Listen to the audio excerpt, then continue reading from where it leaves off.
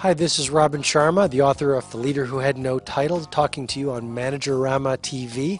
And I have one idea for you, which is you can lead without a title, you can work like Picasso, and you can make a difference regardless of your position in an organization.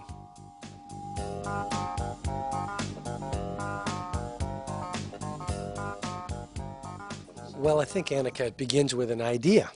I mean, Oliver Wendell Holmes once said, an idea once exposed to, a mind once exposed to a new idea never regains its original dimensions. And so the main idea behind the new book, The Leader Who Had No Title, the main idea behind this conference here in Lausanne, Switzerland today, is the old model of leadership is dead. And we're now in Leadership 2.0. And so every person at work, whether they work in the mailroom, whether they answer the phone, whether they're the executive director, the managing director, we all can show leadership because leadership isn't about a title.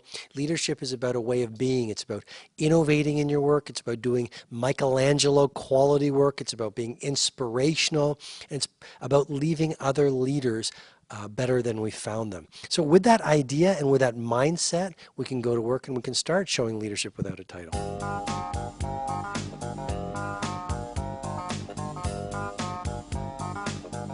What makes a great leader without a title is not how you perform under perfect conditions.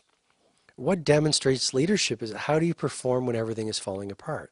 So I don't think you have to have a perfect environment, a perfect corporate culture to show leadership without a title or to do genius level work.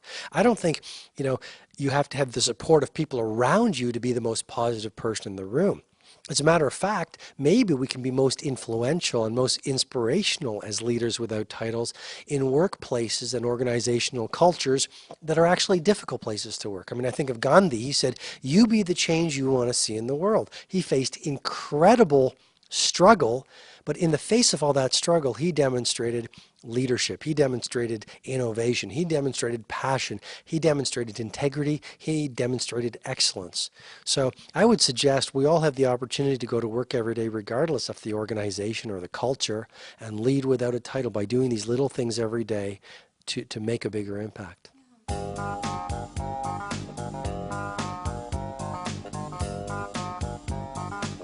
So one of the examples I love is a man named Bert. Bert came to our office in Toronto and we were doing a renovation and he was installing the carpet.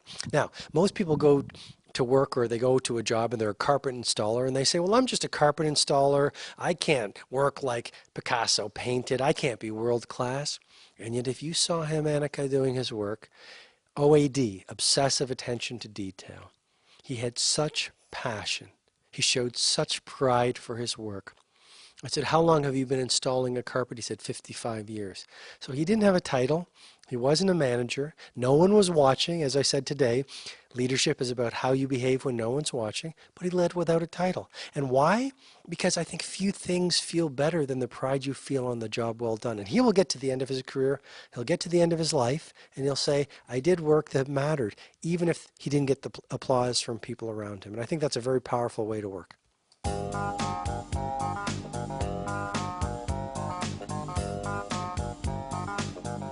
The first thing I would say to a manager is lead by example. The most powerful way to influence your team is lead the change. So if you are complaining, and by the way, the more complaints we recite, the more they become the way we see the world. We strengthen what we speak about. So if a manager is saying, well, my people are not engaged, I would ask the manager, how engaged are you? If a manager says, well, my people are not performing at world class, I would say, do you actually set the standard by your performance of world class? As I said today, if you're in business, you're in show business. When you get to work, you're on stage. So the first thing I would say to a manager is lead by example. Secondly, I would say to a manager, your job, your fundamental job is to shape human potential. How much time do you spend every day developing your team? I mean, the best leaders are great coaches. They go to work, they say, I'm reading this book, here's what I learned. They find the time to find the employee who might be playing at mediocrity or that employee who might be discouraged. They sit down, they coach, they inspire, they develop, they champion, and eventually they start to make a difference. So the second thing, great leaders are great teachers. Third thing I would say, celebrate your team. People who are discouraged, they need to be celebrated. If this was so easy, why do so few businesses do it? So get out there, Celebrate with people. Your passion is really contagious. Celebrate them, elevate them, help them believe in the mission. I mean, you saw it today. People were saying, yeah, inspiration is important.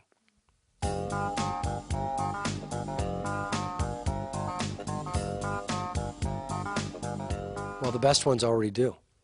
I think the leaders who go to work every day and they're command and control, they say, I'm the manager or I'm the VP, so you better listen to me. Those are the leaders who will be obsolete.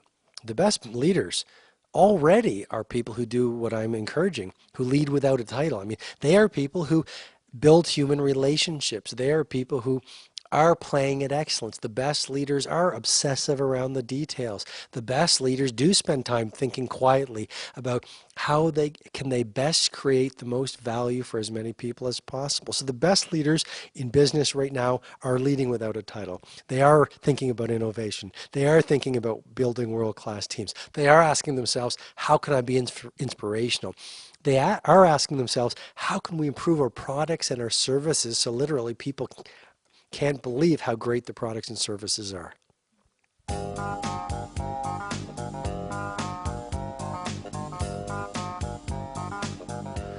I think that's the bottom line opportunity, and that's really what The Leader Who Had No Title, my new book, is all about. It's about the choice we all have when we work every day, but also how we live every day.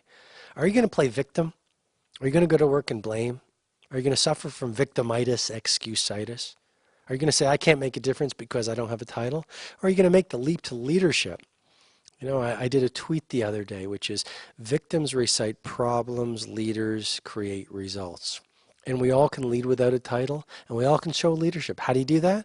You go to work and you say, I'm going to drive innovation, I'm going to do genius level work, I'm going to inspire people, and I'm going to leverage my work and leverage my life to make a difference. So that when you get to the last hour of your last day, you'll say, I didn't waste my life.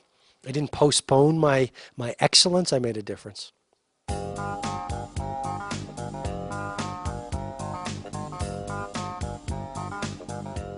From audiences, I mean, you saw the people in the room here today. We had people from so many different businesses, many of the Fortune 500, and to see their energy, to get their engagement, and then also to know I'm making a difference in my way is very inspiring. When I was growing up, my dad said, son, when you were born, you cried while the world rejoiced, my dad said. He said, live your life in such a way that when you die, the world cries while you rejoice.